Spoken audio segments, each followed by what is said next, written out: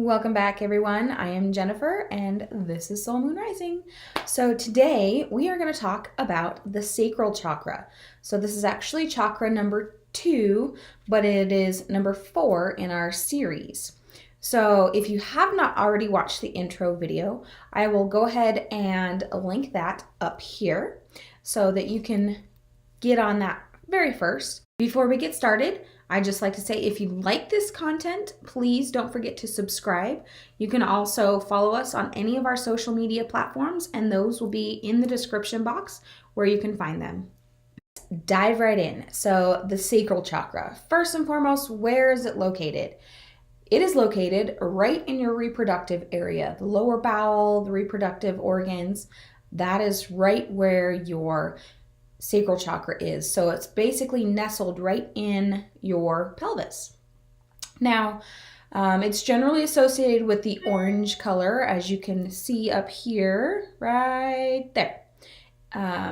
For any chakra thing that you see, I've also got one right over here, the orange color down here, that is associated with the sacral chakra. So, like we've talked about before, they each have their own associated colors.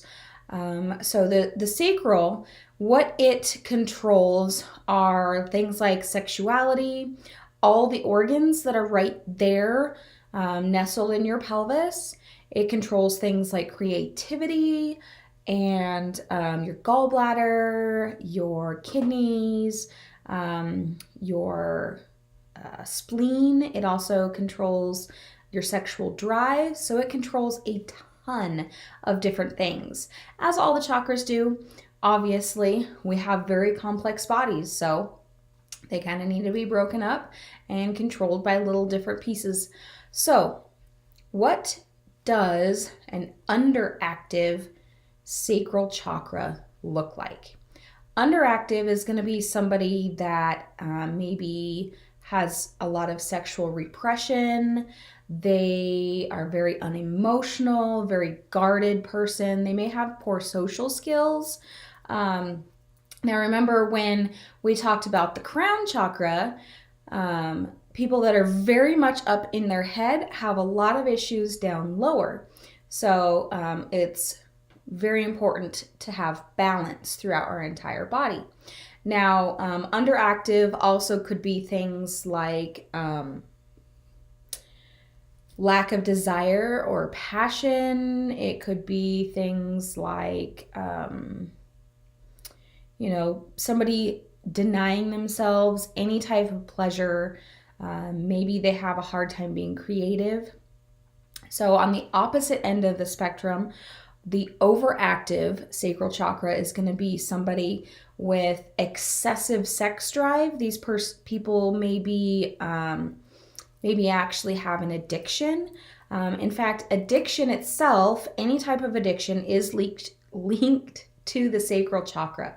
So, it could be anything like tobacco, alcohol, shopping. It could be even emotional addictions. People may have a certain feeling that they have to feel all the time. Adrenaline addiction. In fact, the adrenals are linked in the sacral chakra. So adrenal fatigue is a big thing, and too much adrenaline can also be a big thing, and it may cause an addiction for some people. Now, a balanced sacral chakra, what does this look like? This person has a very healthy, creative expression. It doesn't necessarily mean they're an artist, but they have some sort of creative outlet. Their hormones are balanced, so we're talking adrenals, reproductive hormones, all that kind of different stuff. They do not deny themselves pleasure. They find pleasure in just about anything, and they have very healthy boundaries. So, there's some people that I'm sure everybody knows somebody that has very close boundaries. In fact, they a lot of times let people cross those boundaries, and that would not be balanced. So somebody with healthy boundaries is going to usually have a balanced sacral chakra. So now let's talk about some physical issues that could be associated with the sacral chakra. Physical issues are going to be things like infertility, miscarriage, erectile dysfunction. Now, those are like the top three, and they're going to have very emotional consequences to them. So you're going to want to take care of these people. These people are going to need support from their loved ones.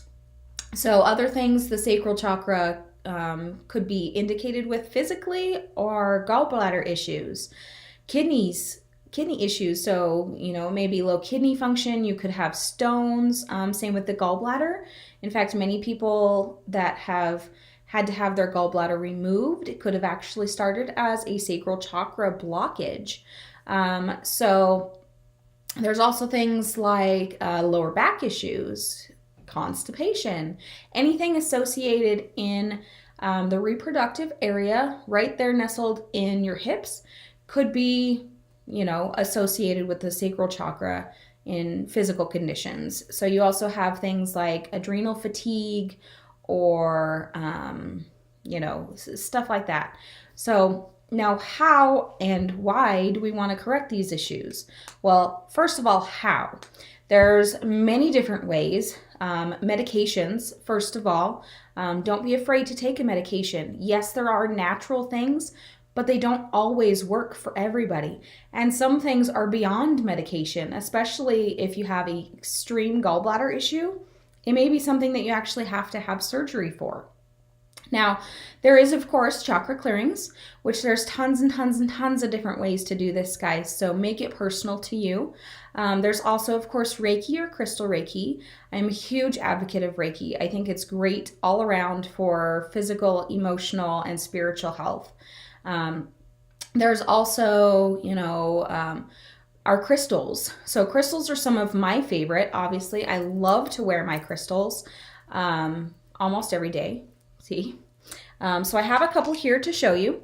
Generally, you're going to go with an orange stone because orange is the color of the sacral chakra. So you're going to use things like this carnelian, which is actually great for the lower three chakras. Or there's this beautiful fire agate. So orange stones, sacral chakra in general. Also, because it's so emotional and so tied to relationships, rose quartz is fantastic for the sacral chakra as well. Now, this is a beautiful raw piece. I also have this one here that's flat and polished. This is out of one of my chakra sets.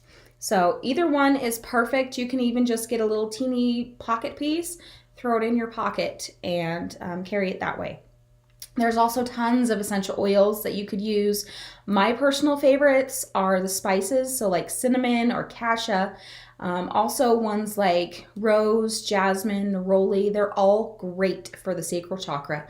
Again, there's tons of them, so make it personal to you. If it feels like it works for you, then use it. It's fantastic. Also, you can have a creative outlet.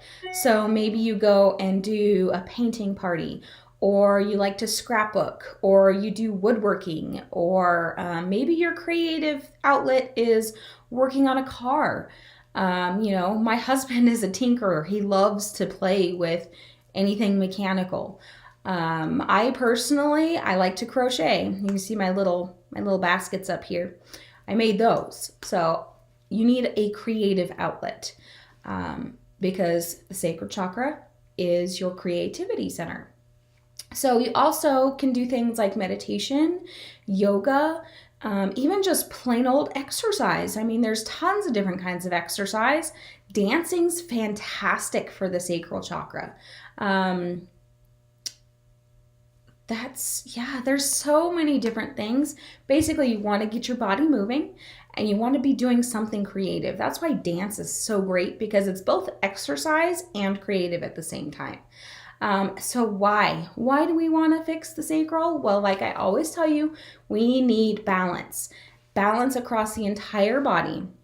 Also, it affects so many different relationships in your personal life with you and others and yourself, that to maintain you as a healthy person, you need to maintain your sacral chakra. So, we want to live the best possible lives that we can. We want to be the best possible people that we can. And keeping all of our chakras in check are going to help us do that.